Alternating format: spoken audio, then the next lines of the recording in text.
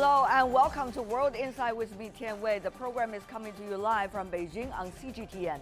We open with Japanese Prime Minister Shinzo Abe's ongoing visit to Beijing. Chinese President Xi Jinping has met with visiting Japanese Prime Minister Shinzo Abe. She said the interdependence of the two nations has been growing and they share a wide range of mutual concerns. The Asian powers carefully move closer while China remains in an escalating trade dispute with the United States, Japan's apparent closest ally. Before the discussion, take a look at this. A cold autumn day, yet with warming bilateral relations.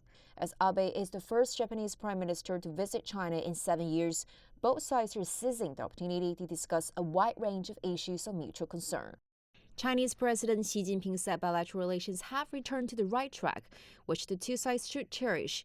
He also called for pragmatic cooperation at higher level, saying China's door of opening up will open even wider. The Belt and Road Initiative has offered new platform for deepening cooperation, and China welcomes Japan to participate in China's development in a more active way. While meeting the press after their dialogue, Premier Li Keqiang said both sides agreed a stable and healthy bilateral relationship is not only in line with mutual interests but also beneficial to the region and the world. More than 500 deals have been sealed during Abe's visit, and that includes a currency swap agreement, establishment of marine and air liaison mechanism, and enhancing people-to-people exchanges. With the bilateral ties returning to the normal track, Chinese Premier Li Keqiang also calls on both sides to continue pushing the relationship forward. We need to apply persistent efforts towards our goals. The same applies to developing China-Japan relations so as to avoid twists and turns. I'm being frank here with our Japanese friends and our journalists because China is willing to move in the same direction with Japan to promote a stable, long-lasting, and healthy relationship.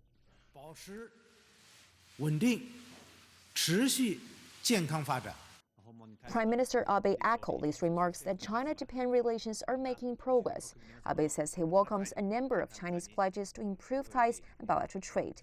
One such plan is China will consider lifting a ban on some Japanese food imports since Japan's Fukushima nuclear accident in 2011. Abe says he looks forward to working with China to push bilateral relations to a new level. I'm willing to work with Premier Li Keqiang to vigorously push forward bilateral relations. We've set up a new mechanism to promote cooperation between China and Japan in third-party markets. Over 1,000 business representatives from the two nations gathering and signing multiple cooperation documents is one good example.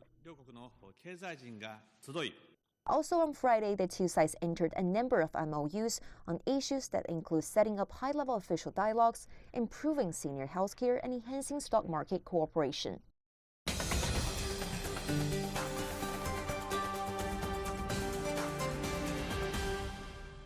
For more on Japanese Prime Minister Shinzo Abe's visit to Beijing, joining us in our Beijing studio, Rong Ying, Vice President of the China Institute of International Studies. Good to have you, sir.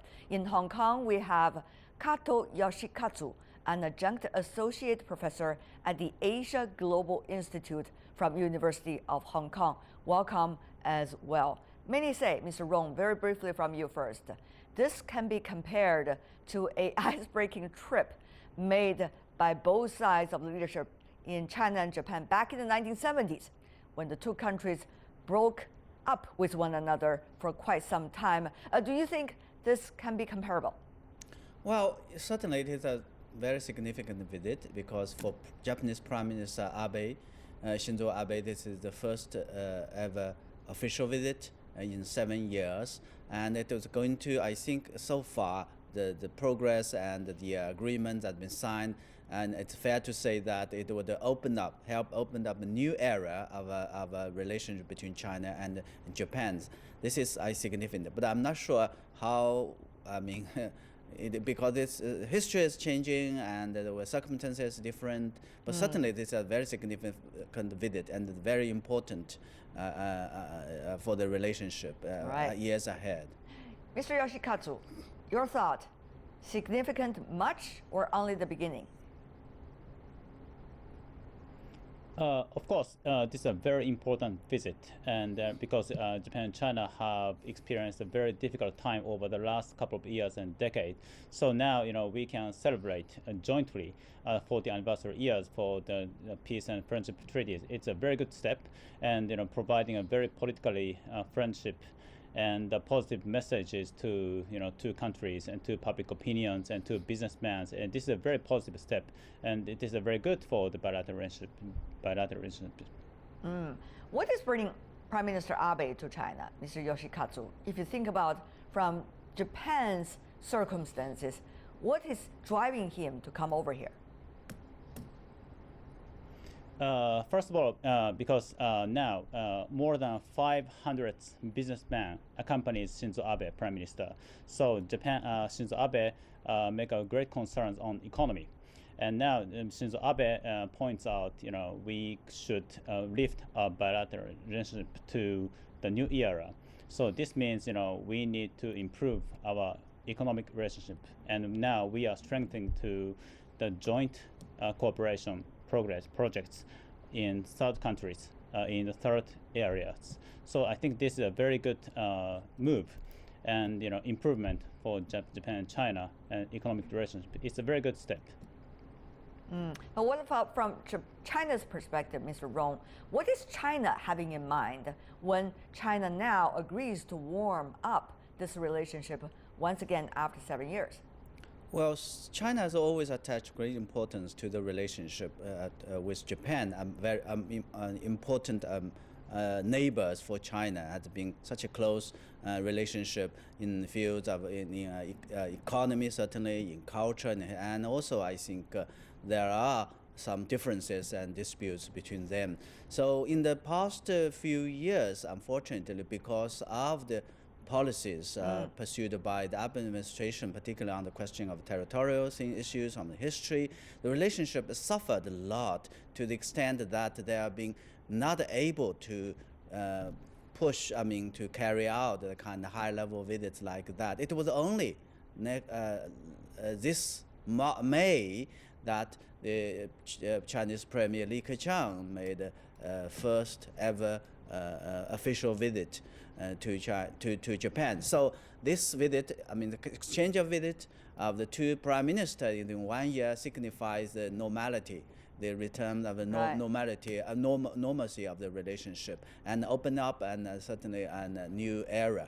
But and also during the visit, a lot of agreements have been signed, principles have been reiterated. Sure. But more importantly, I think it seems that the two sides agreed to pursue a kind of a new road for development, focusing on more sort of deeper strategic consultation, communication, a wider range of practical cooperation, and more intense sort of intensive people-to-people interactions, and more proactive way to manage their differences, security relationship. And in the meantime, the two sides agreed to continue to honor or to uphold the commitment and the principles that has been enshrined in the treaty of friendship and peace. Okay, well, both seem to have something to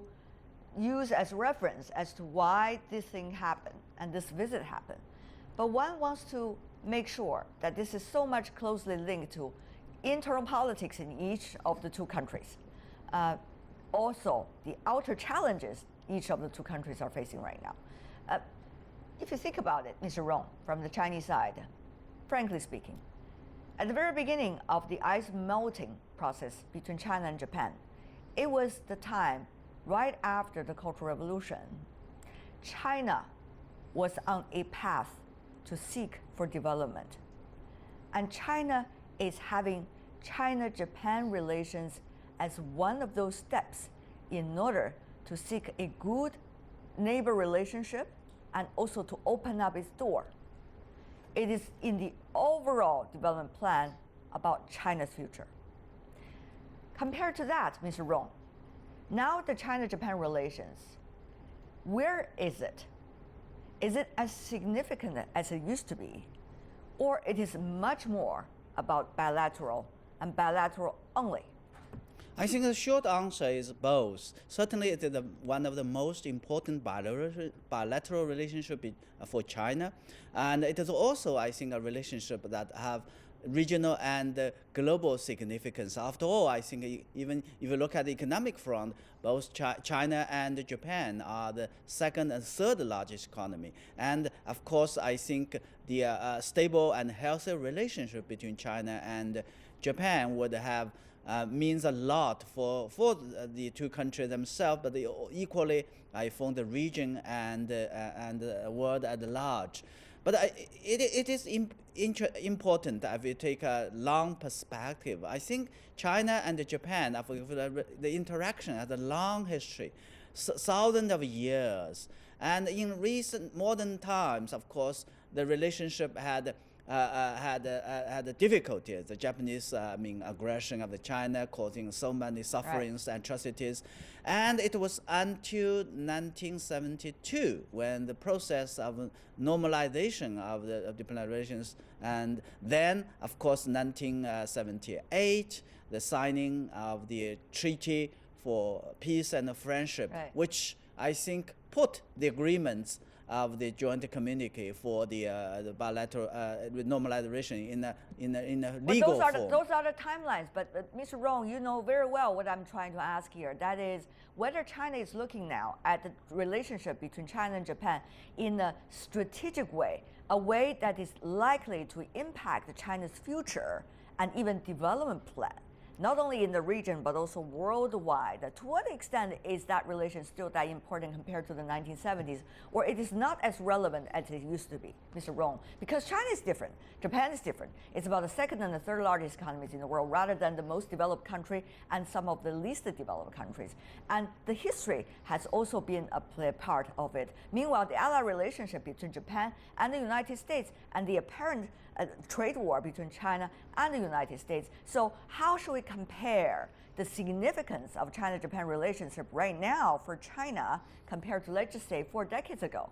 What exactly is it, Mr. Rong? Briefly. Certainly, I think that a lot has been changed. In terms of the comparative or relative power between China and Japan. I think China, as we know, that as now taking over Japan in GDP terms. So what does that mean when it that comes means, to... of course, China is becoming more sort of powerful, stronger, and in economic terms, and also I think in the regional and the global stage that China is exercising able to more influence. But I think one thing has not changed, that is the fact that China and Japan are neighbors. So a good neighborly relationship are important for both China and Japan. That's why. Mr. Yoshikatsu, do you agree with that? Mr. Rong said, now this relationship between these two countries, of course significant. It's the second and third largest economy in the world, but the most important part of it, it's about neighborly relations. Do you agree? Of course, now we are looking at the United States, Trump's relatively irresponsible policy. Trade policy, economic policy in Asia. So now, in terms of TPP or RCEP or some multilateralism free trade systems, now Japan and China are the second and third largest economy in Asia. We can do a lot. We have to cooperate. We have to work together. And this is an undeniable fact. So, I agree. Japan and China now, we have to work together in economic issue and maybe some security issues like Korean Peninsula issues or some security issues in Asia and how to maintain the stability in Asia. So now I think like Prime Minister Shinzo Abe said, we should lift our bilateral relationship to the new phase. So this means now Japan and China, we can become more parallel, more mutual beneficial relationships, not only economically, but some security terms. So this is going to be more important and strategic bilateral relationship in the world, not only in the region, but in the world. Now looking at Europe, United States, a lot of problems, beyond the region. So I think I basically agree with Mr. Rong said. But Mr. Yoshikatsu, if I could just push a little bit forward about that, there is competition between the two economies, no doubt, China and Japan's, even though not as fierce as some would say, but certainly there is, because it is, after all, second and third largest economy in the world. Secondly, there is this ally relationship between Japan and the United States. And obviously between Japan and China is a very different story. So how to see that playing into the overall bilateral relations between these two countries? Thirdly, history thing will never be forgotten, right? It will always be a stumbling block from time to time. So do you think the necessity of these two working together between the two countries have been recognized as much bigger than the three possible stumbling blocks that I just mentioned earlier, that the two countries realize that they really have to work together right now? Well, this is going to be only temporary. When the wind is blowing to a certain degree, things will change again. Yeah. For Japan, of course, how to realize and improve the relation with China is always controversial, because we are allies of the United States. So we need to try to take balance. In one hand, we need to strengthen the alliance with the United States, but at the same time, now looking at Trump's policy in Asia, we need to be responsible for the regional stability and prosperity. So now China is rising up, and now we need to strengthen with the largest trade partner for Japan. So Japan now is somehow upset, because now we are trying to lead the TPP and the regional integration in Asia, but now Trump is relatively irresponsible. So now China is more ambitious and trying to maximize influence in Asia. So now we are trying to take balance. But from Shinzo Abe, it's the longest administration since the World War II. So I think as a Japanese citizen, Shinzo Abe is trying to do something and expand the influence in Asia. So I think this is a good thing for Japan, for China, and for the region. So now we can do something in this region. Yeah. Now we can do something in this region. Yes. Shinzo Abe first visited Beijing, as we know, 12 years ago, during his first term as prime minister. During the 2006 meeting, China and Japan already signed a communique. They agreed to build a mutually beneficial relationship, increase bilateral dialogue, resolve the East China Sea dispute, and cooperate on regional security. However, Sino-Japanese ties cooled again in the following years. Now, we don't want to mention every details of it in those years. Let's fast forward to 2018. Leaders of Japan and China have signed 500 deals now, worth of a little more than $3.5 billion on projects that include energy, healthcare, finance, automobile. The most important deal is a 3-year currency swap of up to $30 billion to ease bilateral business. Those are beautiful deals, and yet, will history repeat itself, Mr. Rong? I mean, that is just a very legitimate question to be asked. We see the warming up, we see the going down, and it's really going down for quite some time before this bouncing back. But is it going to be short term?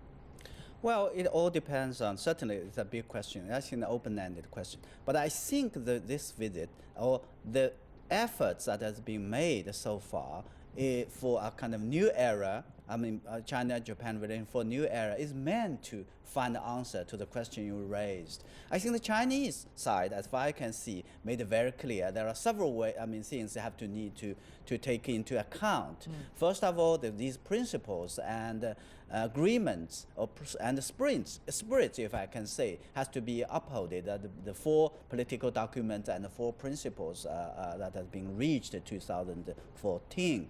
And secondly, I think the two sides have to work together to broaden the practical cooperation, so that there be more interdependence, more sort of mutual interest for cooperation. Thirdly, I think it is the two sides has to work together and to find a way to constructively manage their differences and the disputes. This is again equally important. Between neighbors, there are many differences, and between China and Japan too. And last but not least, I think it will promote in a more sort of extensive and forceful way for people-to-people interactions. So during this visit, Prime Minister Abe paid a visit to Peking University, right, and have a meeting, have a workshop with students there, and it was agreed that the two governments that next year will be designated as the year for youth exchange, promoting of youth exchange. And it was also reported that the Japanese side has asked to rent a grand panda from China, which was, I think, Japanese so love Yes. that. So there are many ways that working together by the two sides, the two governments, to make sure that this time this relationship will certainly on the right track, but it will be steady, healthy, and so that the two sides, the two people would enjoy the benefits of the relationship. All right, we have 40 seconds left only for you, Mr. Yoshikatsu. The question really is, will the economy and trade ties, as well as the people-to-people relationship, be the be the pillars of the economy and also of the joint cooperation between the two sides? Will they be stable enough?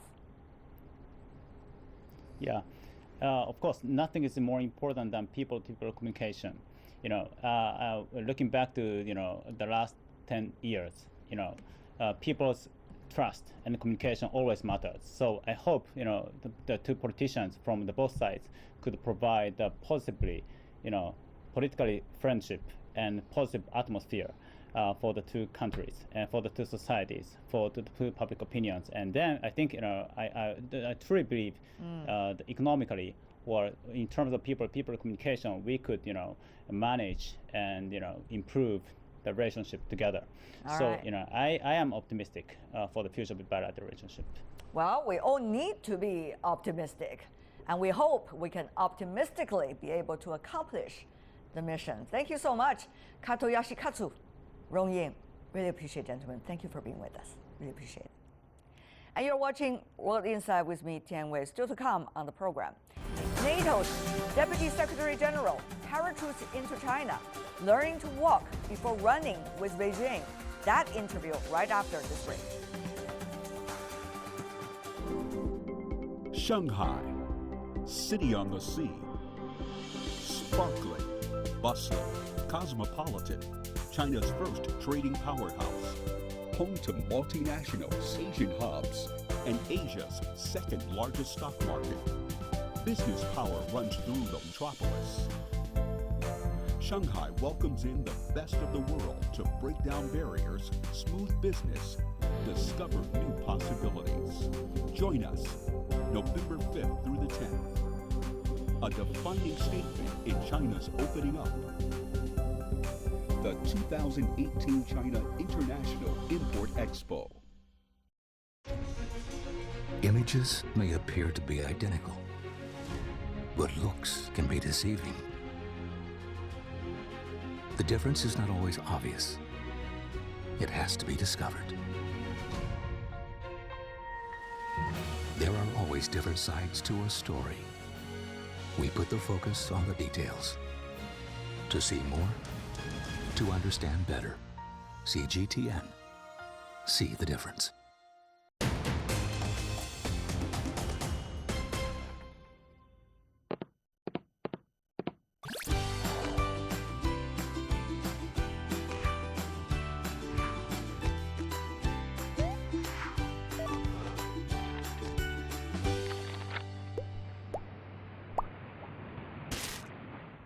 Join world leaders and top business executives from across the globe in Papua New Guinea.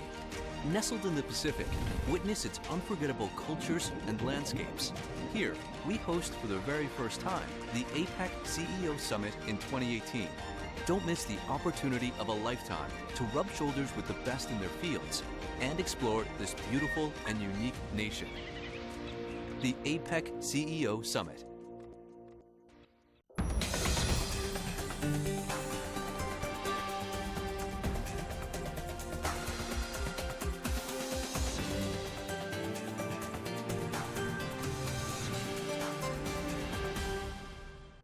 Welcome back. You're watching World Insight with me, Tian Wei. The program coming to you Monday to Friday on CGTN. NATO has launched its biggest military exercise since the end of Cold War in Norway recently. Well, at the same time, the Xiangshan Forum is taking place in Beijing, addressing some of the issues related to defense and security. The Deputy Secretary General of NATO is in Beijing to attend the Xiangshan Forum. She believes it is a platform for ideas exchange and also opinion sharing. On the sideline of the forum, I interviewed her, Rose Gottemoelle, a former top U.S. diplomat who's currently serving as NATO's Deputy Secretary General. Before we get down to the interview, take a look at this. The latest NATO drill is a simulation of Norway under attack and how NATO allies would come to its defense. On Thursday, the Atlantic Military Alliance kicked off in the Scandinavian country its biggest military exercise since the end of the Cold War. Troops and equipment from 31 allied countries arrived via land, sea, and air. In recent years, Europe's security environment has significantly deteriorated. NATO has responded with the biggest adaptation of our collective defense since the end of the Cold War. Trident Juncture demonstrates that adaptation. Dubbed as Trident Juncture 18, the exercise is seen as a show of power to remind Russia that the North Atlantic Alliance is strong and prepared to act. In recent years, Russia has been flexing its military muscles over Crimea, increased presence in the Arctic, and carried out a big military exercise in the Far East in September. While Russia was invited to monitor the drill, its foreign ministry spokeswoman called the actions near the country's northern border irresponsible and vowed that Moscow would retaliate if necessary. Despite concern over U.S. commitment to NATO, around 20,000 American soldiers are participating in the Norway drill. The United States is the unmatched world leader in military spending, and Mr. Trump is not the first U.S. president asking other NATO members to spend more on their defense. I believe in NATO. I think NATO is very important, probably the greatest ever done, but the United States was paying for anywhere from 70 to 90% of it, depending on the way you calculate. That's not fair to the United States. Around half of NATO countries are on track to meet the goal of spending 2% of GDP on defense by 2024. Before the ongoing NATO drill, Moscow was already protesting Washington's announcement to tear up a Cold War-era arms control treaty, with Mr. Trump citing Russia's so-called violations of the accord as a reason for the withdrawal. If the INF treaty does fall apart, Europe has the biggest stake to lose, as the treaty is meant to prohibit Russia from building up missiles that could reach Europe. In September, Russia invited China to its drill in the Far East for the first time. As China balances between collaboration and competition with other countries, the power dynamics between Russia, China, and the United States are always shifting. In June, President Xi Jinping sat down with U.S. Defense Secretary James Mattis in Beijing. While the two touched on their differences, one thing the Chinese president emphasized is that China is always committed to peace. Madam Deputy Secretary General, what a pleasure to see you here in Xiangshan Forum. Thank you so much. It's great to be here. Great to see female leaders in the field of security. Thank you. China and NATO, some say, have been inching together, moving gradually toward one another. Do you agree with that interpretation?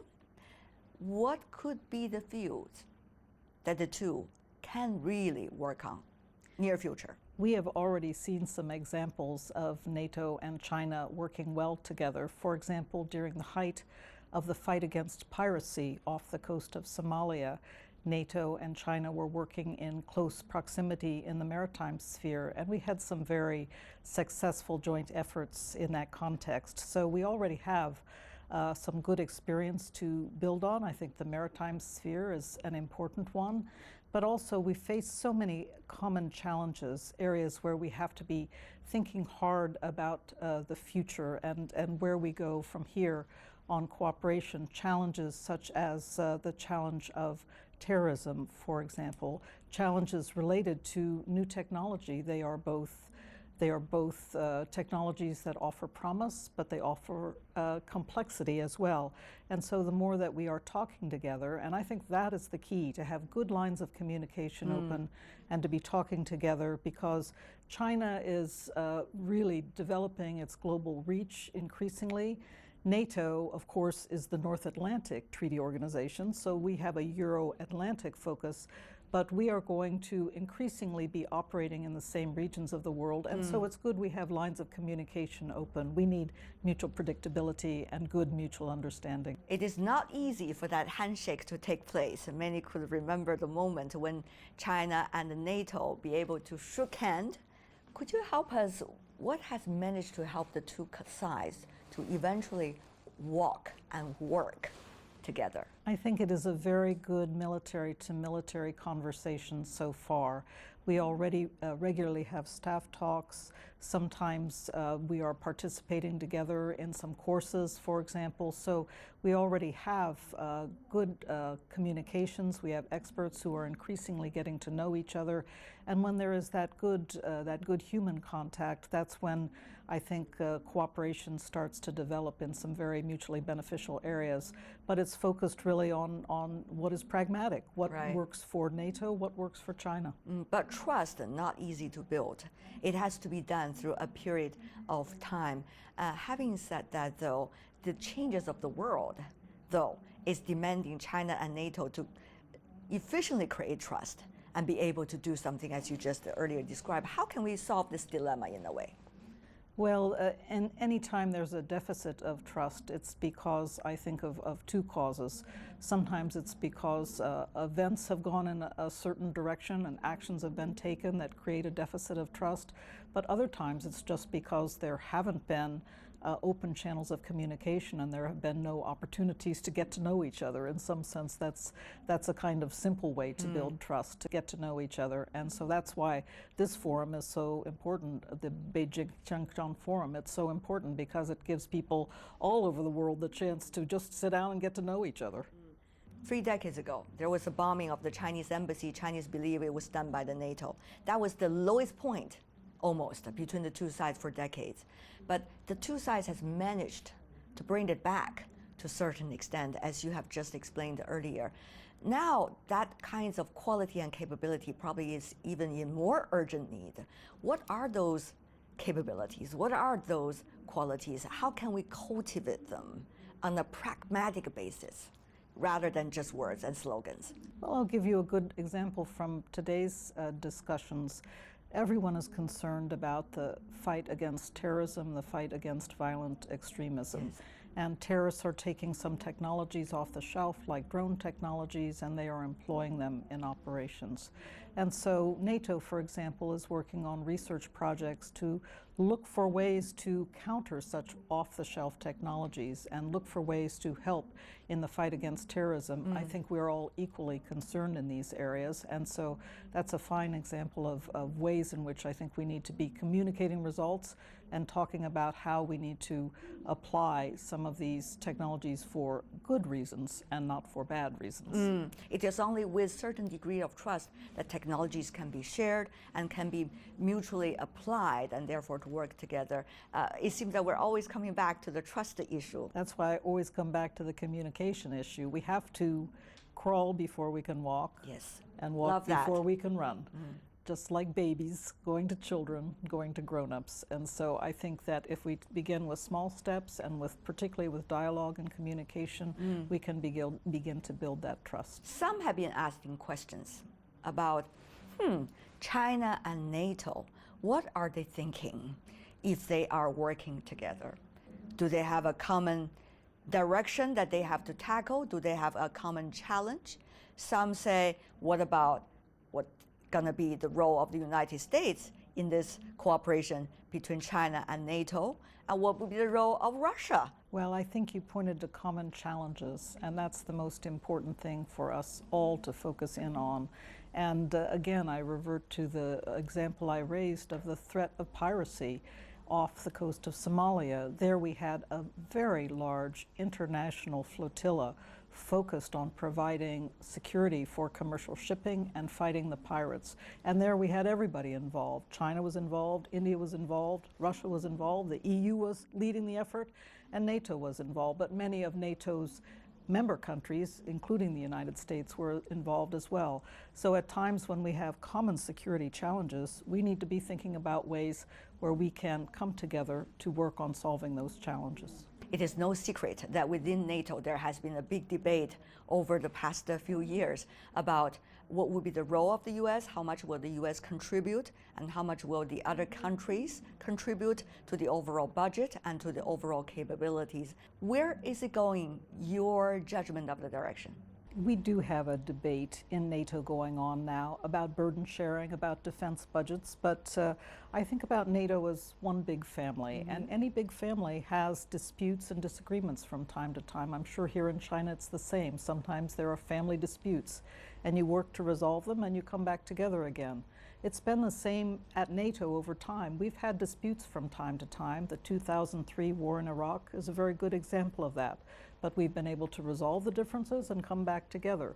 Actually, we really think that President Trump has played a good role because he has forced the NATO allies to really sit up and take notice of the commitments that they made in our so-called defense investment pledge to spend 2% of gross domestic product on defense. And so we really are quite positive about the role President Trump's been playing.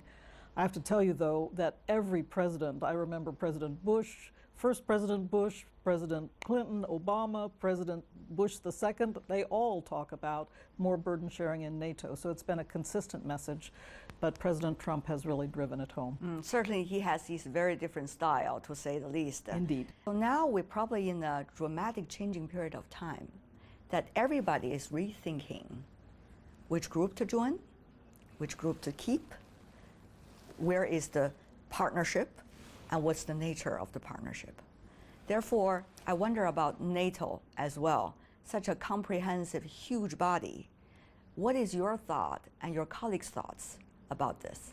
First of all, our work is really focused on the transatlantic space. As I mentioned before, we are the North Atlantic Treaty Organization, so we have a traditional geographic sphere where we work. Now clearly, then I get asked, well, how come you're in Afghanistan? Well, we have other, in addition to collective defense in the North Atlantic space, in the Euro-Atlantic space, we have a responsibility to fight terrorism. It's also one of the core tasks of NATO.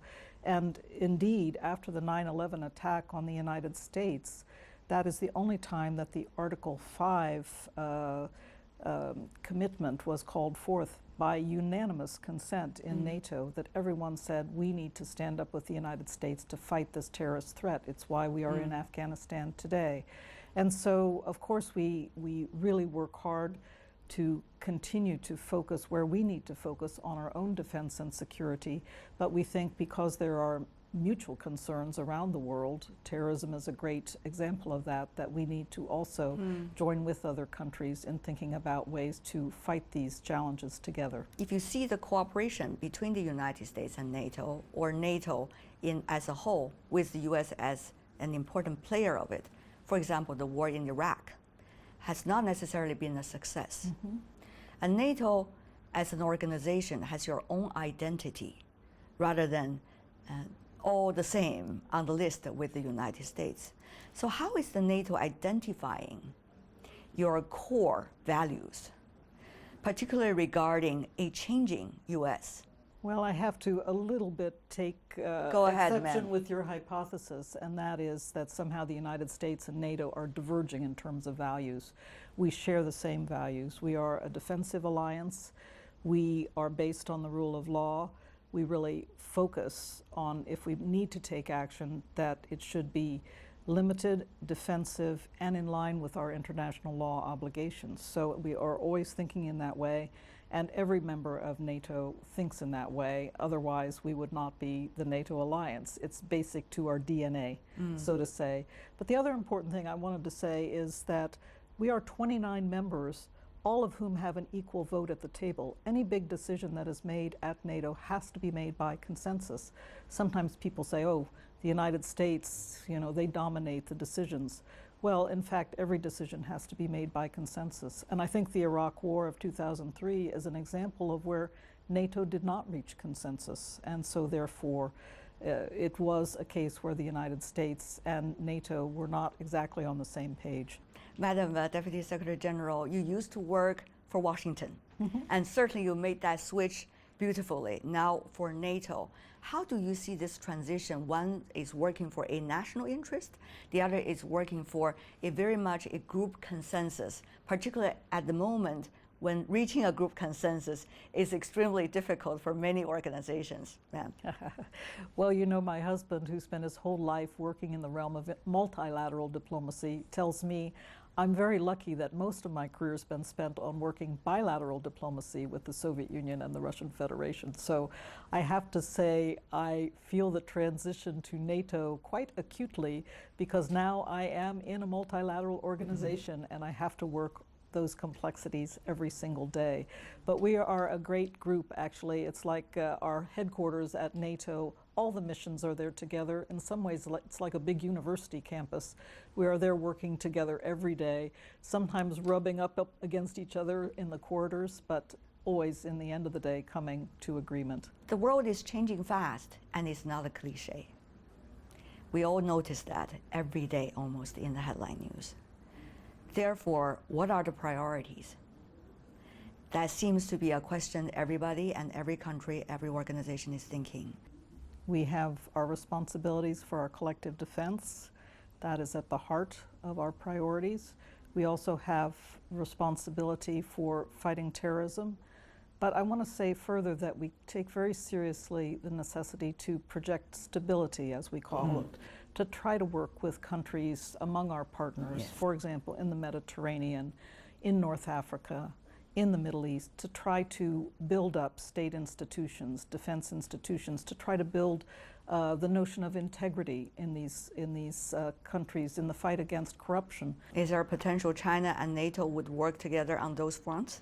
I think it will be very, very important to consider what must be the priorities in the work between NATO and China, and particularly because NATO and China are in very different geographic spaces, and so we have very, very different points of view on a number of things and defensive requirements. But in the end of the day, I think we do have some mutual interests, and we need to explore those.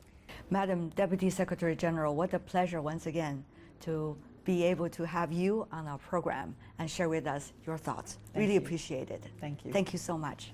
All the best. Thank you. NATO Deputy Secretary General with us.